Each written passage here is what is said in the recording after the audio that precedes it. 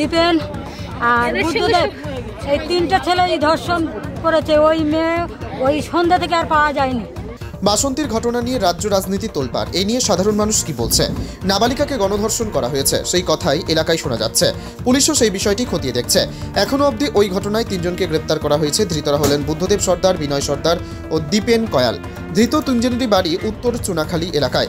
সূত্রের খবর, তিকোন প্রেমের জেরেই সম্ভবত ধর্ষণ করে এই খুনের ঘটনা ঘটেছে। 8ম শ্রেণীর ওই নাবালিকার সঙ্গে প্রেমের সম্পর্ক গড়ে উঠেছিল স্থানীয় যুবক বুদ্ধদেব ও বিনয় সর্দারের। প্রেমের ঘটনায় মিডলম্যানের কাজ করতেন দীপেন কয়াল।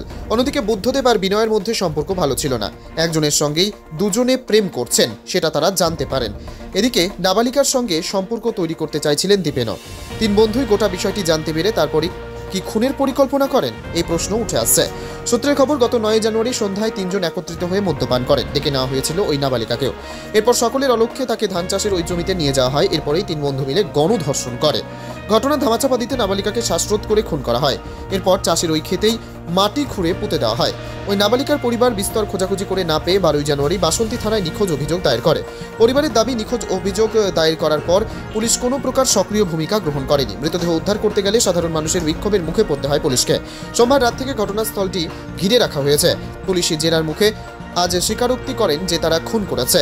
কি ধর্ষণ করেছে ওটা এখনো পরিষ্কার নয়। পুলিশ তদন্ত করছে। মেডিকেল রিপোর্ট হাতে পাওয়ার পর পরিষ্কার হয়ে যাবে।